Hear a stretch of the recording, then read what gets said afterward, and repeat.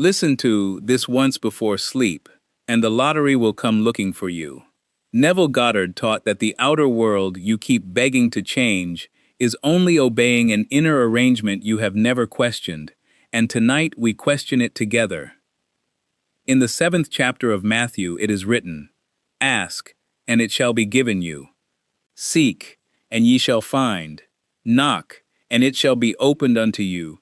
For everyone that asketh receiveth, and he that seeketh findeth, and to him that knocketh it shall be opened." And Neville Goddard would stop you right there and say, "Do you see it? This is not a promise about lottery numbers falling from the sky by luck. It is a description of consciousness itself. The asking is not lip prayer whispered into empty air. The asking is the assuming.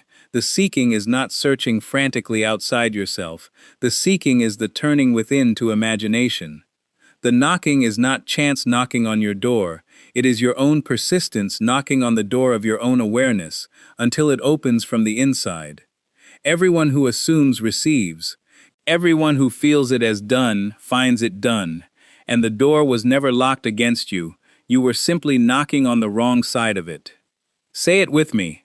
I am the one who already holds the winning number. I am resting easy in unearned riches. Imagination creates my reality. Again, I am the one who already holds the winning number.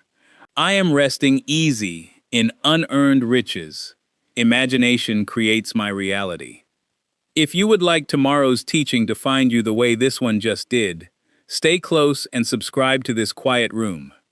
Now, before we open the first key, drop the words "It's done" in the comments below. Not as a hope, but as a seal. If something in you just went still while you typed it, good. Let that stillness be your proof. The first key is this. It is not luck. It is your state. You have been taught your whole life to think of the lottery as a wheel, spun by chance, numbers tumbling in a cage, fate deciding who eats and who waits. But Neville Goddard taught that you do not live in a world of chance, you live in a world of law. And the law is that you always move into the state you have secretly assumed. So if for years you have assumed lack, assumed struggle, assumed that money is a stranger who visits others and never you, then the outer world has simply been reading your inner state back to you like an obedient mirror. It is not cruel, it is not personal, it is mechanical. A mirror does not choose what to show you. It can only show you what stands before it. Picture the man who buys his ticket every single week at the same corner store. He folds it carefully into his wallet, and then spends the rest of the week bracing for disappointment, telling his coworkers it never happens to people like him, laughing before the numbers are even drawn, so the loss cannot catch him off guard. That laugh feels like protection, but it is actually a prayer, a vivid assumption spoken with feeling, and the universe, being lawful, simply answers the prayer that was truly prayed, not the one his lips wished for, but the one his state believed. Now picture instead a woman who buys her ticket and folds it away the way she would fold away a receipt for something already purchased. She does not check the numbers with a knot in her stomach. She checks the way you glance at mail you already expect to be good news. The difference between these two people was never the numbers. It was never the store. It was never luck. It was only the state each one quietly lived in, while the ticket sat waiting. So tonight, stop asking the mirror to smile while your face stays hard. Instead, change the face. Change the state. Feel for a few quiet minutes what it is like to be the one who already has more than enough. Not hoping for it, not straining toward it, simply resting in it the way you rest in your own name. It is not luck. It is your state. And your state is the one thing in this entire universe that has always, quietly, completely, been yours to choose. And once you actually feel that, once it stops being an idea and becomes a felt fact, you will notice something curious, that changing the state was strangely easy, easier than years of hoping ever were, and that ease itself is the doorway to the next key 5. I am not lucky, I am aligned. The second key is this. Your past does not get to vote on your future unless you keep re-electing it. And this is where revision enters. Neville Goddard taught that any scene from your day or your years that left you feeling poor, overlooked, or unlucky can be lifted from memory and reworked in imagination until it supports the self you intend to be. Most people think the past is fixed stone. They carry old disappointments the way a peddler carries a heavy sack. The time the numbers were one digit off. The time a relative said money like that does not happen to people like us. The time you laughed bitterly at your own hope and put it away like a foolish toy. But none of that is fixed, the way you believe it is fixed. Because the past only survives in present memory, and present memory happens in present imagination, which means it is still yours to touch. Let me give you an ordinary example. Imagine a woman named Claire who 10 years ago stood in a small kitchen and heard her father say, "Money slips through our fingers. It is just how we are." She laughed along with him then. But some part of her filed it away as law, and for 10 years her bank account quietly obeyed that filing. Tonight she does not need to argue with her father. She does not need to prove him wrong in the world. She simply returns to that kitchen in imagination, and this time she hears him say something else entirely. Perhaps he says, "Money finds our family easily now," and she feels the warmth of that new sentence the way she once felt the chill of the old one. This is not fantasy for its own sake. This is surgery on the seed. So tonight take one such memory of your own. Just one. The sharpest one. And instead of replaying it as it happened, replay it as you wished it had happened. See the numbers land right. Feel the shock turn to laughter. Hear yourself say, "Of course," and dwell there patiently, slowly, until the new version feels more natural than the old one ever did. Notice too that this is not lying to yourself, and it is not denial of fact. Neville Goddard was clear that revision is a spiritual act, an actual correcting of the record within you, because you are not revising history for the sake of comfort. You are revising the self-concept that history has been quietly reinforcing every single day since. And self-concept is the seed from which every future circumstance grows. Whatever you believe about yourself in that private inner court decides what the outer world is eventually forced to present as evidence. So if for years the verdict has been unlucky, revise the verdict tonight, not with clenched effort, but with the same ease you would use to correct a friend who misquoted you. Gently, plainly, without drama, change the seed tonight, and you are not hoping for a different harvest later. You are already growing one in soil no one else can see yet, and once the past stops arguing with you, once old Claire, or old you, finally falls silent, you will find the present far quieter than it has been in years, and a quiet present is exactly the soil the next key needs, Dad. I revise my yesterdays, and my tomorrows follow. The third key is this. It is not about getting the ticket, it is about living from having already gotten it. And this is what Neville Goddard called living in the end. Most people live in the middle of the story, endlessly checking, endlessly hoping, standing at the mailbox of life waiting for news. But the one who lives in the end has already walked past the mailbox, because the letter has already been read. The wish is already fulfilled inside consciousness, and only needs time to ripen into the visible world. Let me walk you through an ordinary day, the way most people actually live it. Morning comes, and they check their phone first thing, feeling behind before their feet touch the floor. At breakfast, they scroll past someone else's good news and quietly deflate. At work, they count hours until the check arrives that never quite covers everything.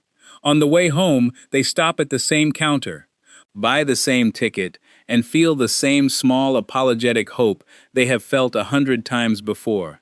In the evening, they buy the ticket almost apologetically, half embarrassed to want what they want. And at night, they fall asleep rehearsing the bills instead of the blessing. Notice that in that whole day, there was never one clean moment of feeling already provided for. The entire day was spent living in the problem, not in the answer. And here is the quiet tragedy of it. They were not lacking the ticket. They were lacking the state that makes any ticket almost unnecessary. Now think of another person entirely, one who also buys a ticket, but who does it the way you drop a letter into a mailbox you already know has been answered. Calm, unhurried, almost amused, because inside the matter is already settled. That person is not richer in luck, they are richer in assumption, and assumption is the entire difference the outer world is waiting to reveal. Now imagine instead a single evening lived differently. Pause for a moment right now and pick one real thing you actually desire. Not a vague wish, a specific one. Perhaps it is paying off a particular debt. Perhaps it is handing someone you love a gift you could not afford before. Sit still and feel the relief of it as though it happened this afternoon. Feel your shoulders drop the way they would drop. Feel your breathing slow the way it would slow. Hear in your mind the very sentence you would say out loud once it was done.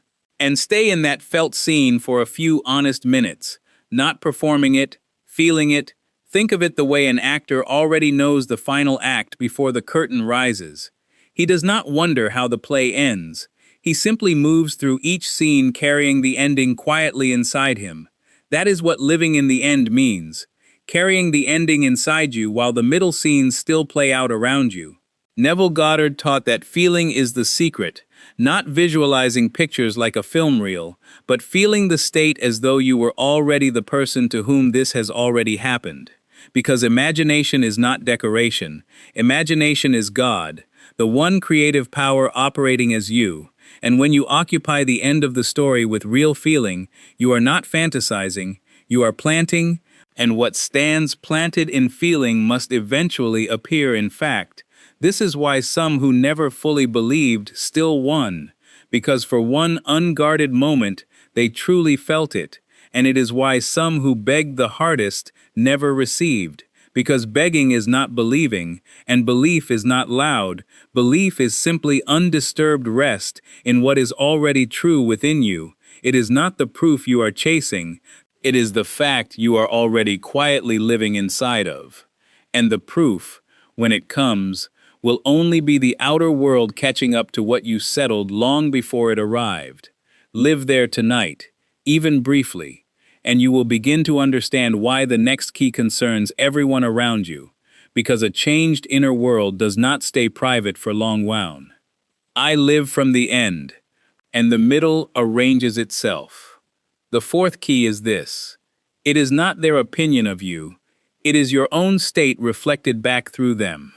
Neville Goddard taught the startling truth that everyone is you pushed out, meaning the outer world of people, their moods, their reactions, their generosity, or their doubt, is drama staged by your own assumptions about yourself. And this is one of the hardest keys to accept at first, because it feels safer to believe that other people are simply separate beings doing their own separate thing, unrelated to you. But Neville Goddard was not speaking poetically here. He meant it with full weight. The world of persons around you is the objectified world of your own consciousness, wearing faces. So think of the relative who always says, "People like us do not win." Think of the friend who rolls her eyes at your quiet hope. Think of the cashier who hands you the ticket with a tired little smirk, as if to say, "Do not get your hopes up." These are not separate obstacles you must overcome one by one. They are echoes of a single inner conviction still lodged somewhere in you. And here is an ordinary example. Imagine a woman named Claire who has bought the same numbers for years. Every single time she stands at the counter, she feels a small flinch of embarrassment. She half expects the clerk to judge her. She has noticed her own brother always changes the subject when lottery talk comes up at dinner, and she has decided this proves the world simply does not support her wish. But Neville Goddard would ask her gently, whose flinch was first? Whose embarrassment came before the clerk ever said a word? Whose doubt did the brother's silence merely mirror back to her? Because the outer chorus does not invent its lines. It reads from a script you wrote long before they arrived on the stage. And here is the mercy in that teaching, because if they are you pushed out, then you do not need to convince them of anything. You do not need to argue with the skeptic at the dinner table or defend your dream to anyone. You only need to change within, and watch the outer chorus change its tune to match you. This is not superstition. It is simply consciousness expressing itself outward the way a face expresses a mood. When the mood shifts, the face must follow. When your assumption shifts, the people around that assumption must follow too. Some will suddenly encourage you without knowing why. Some will quietly drop away because they no longer belong to the story you are now living.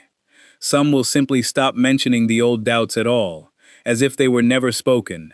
And if Claire changed nothing but her own inner feeling about the ticket in her hand, felt herself for a few quiet moments as the fortunate one instead of the embarrassed one, she would eventually notice the clerk smiling instead of smirking, the brother asking instead of avoiding, not because they changed first, but because they never had a self of their own in this drama. They were only ever mirrors catching her own light. Do not chase this proof. Let it come as evidence after the fact. Your only work is the inner one. Feel yourself already the fortunate one, and let the outer cast rearrange itself around that feeling, the way iron filings rearrange themselves around a magnet without ever being asked, I am the one imagining, and they are only reflecting me. Breathe with me for a moment. If this is opening something in you, let it keep opening.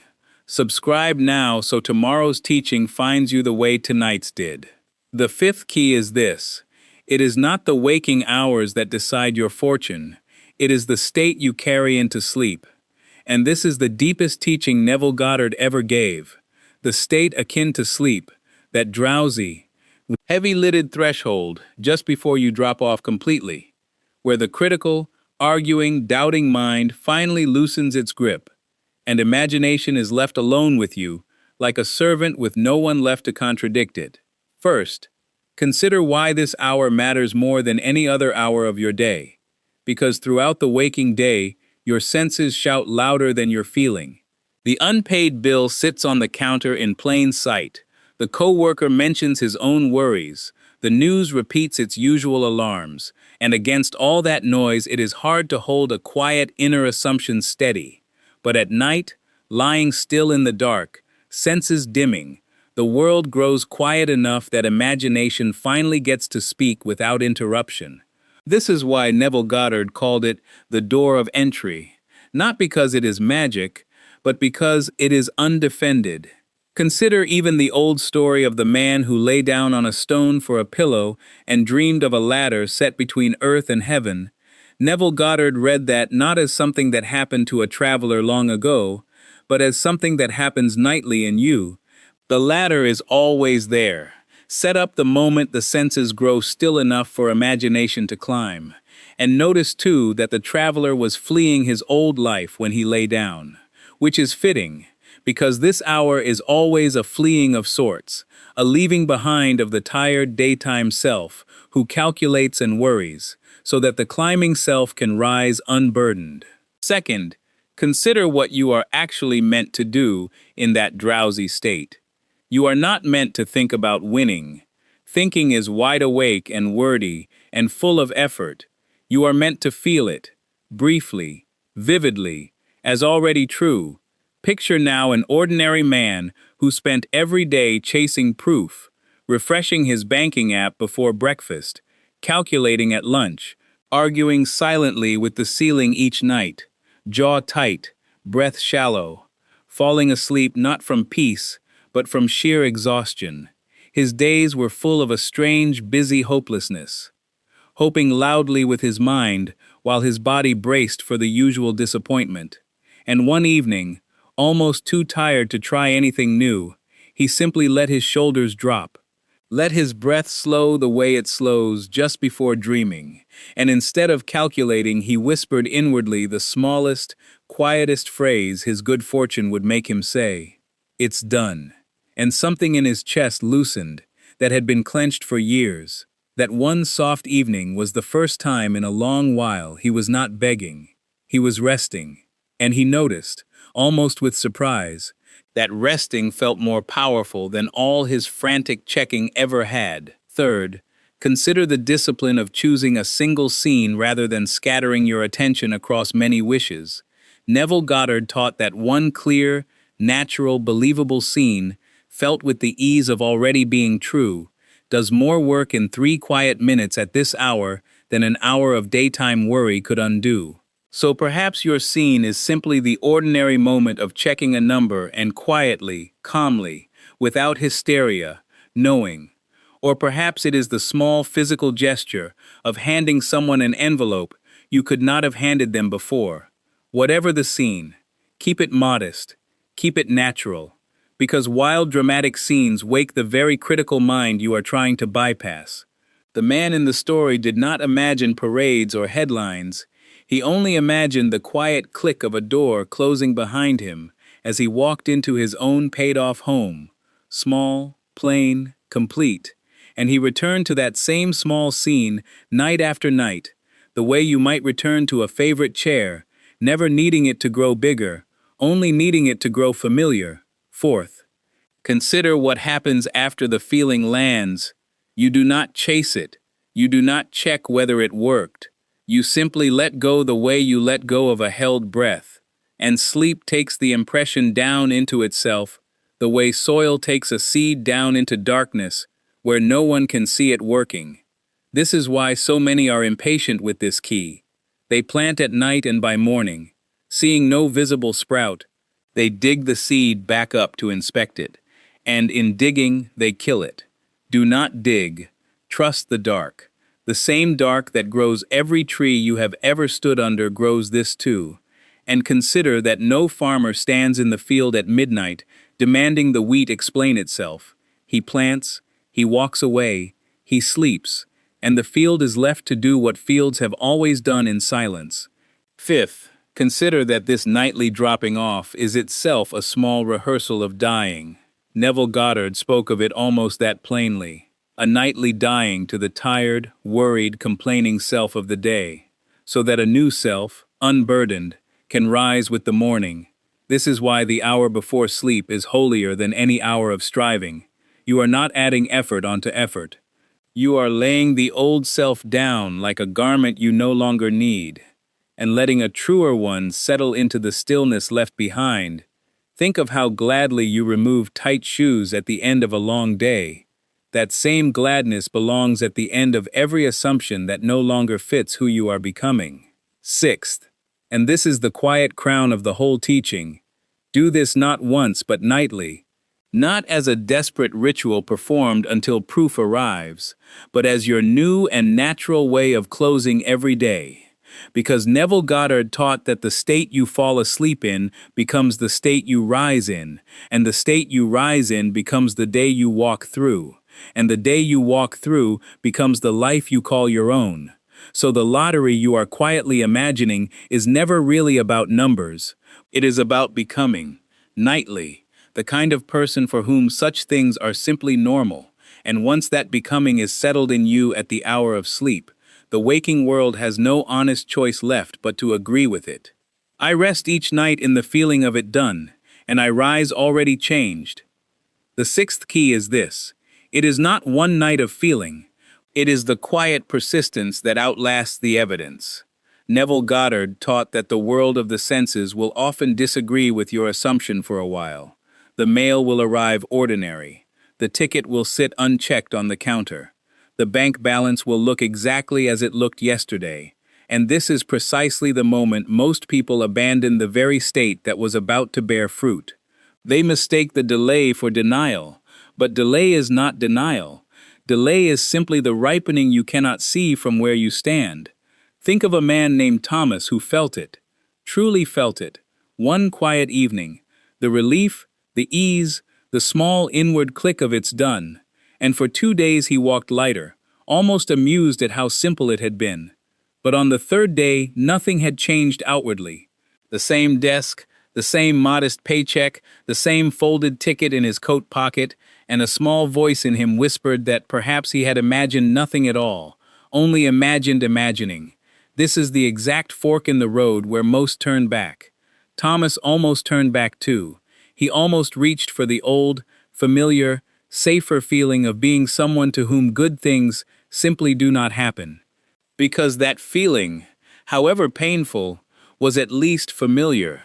But instead, he did something quieter and braver. He simply did not argue with the appearances. He did not demand that the world hurry. He only returned, evening after evening, to the same settled feeling, not to convince himself again, but because the matter was already closed, and there was nothing left to convince. On the seventh evening, nothing dramatic happened either, and on the seventh he did not check. He simply lived. This is what persistence actually looks like.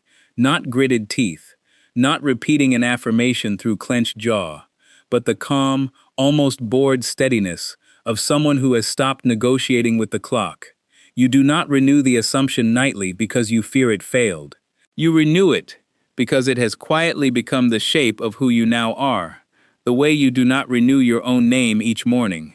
You simply answer when it is called. And in time, the outer world, which after all only obeys consciousness, has no honest choice left but to rearrange itself to agree with the one thing you never stopped quietly being. When it finally does, you will not feel shocked.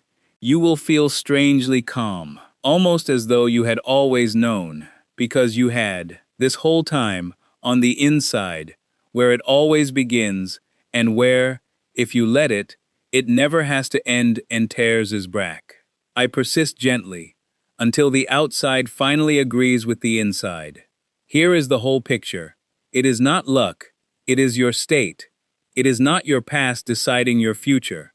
It is your revised self-concept deciding it. It is not the arrival of the ticket that matters. It is living already from its having arrived. It is not their doubt or their praise that shapes you. It is your own assumption shaping them. It is not the waking hours that plant the seed. It is the hushed, drowsy hour before sleep that plants it deepest. And it is not one perfect night that finishes the work. It is the gentle, unshaken persistence that lets the seed become the tree. 6 keys, and yet really only one key turned 6 times. The recognition that imagination is the one continuous creative power moving as you, choosing your state, revising your history, living already in the end, meeting yourself everywhere disguised as other people, sinking that feeling nightly into the fertile dark, and simply refusing to let go before the harvest. If what you have heard tonight feels less like new information and more like something you always somehow knew, that recognition is the whole teaching. And if you would like to carry it steadily, instead of remembering it only in scattered moments, the 21-day reality shift walks with you every single night, guiding the revision, the felt scene, and the state akin to sleep, one calm evening at a time. For the next 3 weeks, it is a small investment, currently $37, fully guaranteed. If it does not settle something real in you, simply ask and receive your money back. No argument, no hard feeling. The link waits quietly in the description below, whenever you are ready to walk further ado. I am resting easy in unearned riches. Imagination creates my reality. And so tonight, as you close your eyes, remember, you did not come here by chance, and neither will what you have been quietly imagining. Sleep now, and let the lottery, in whatever form your good is arriving, come looking for you.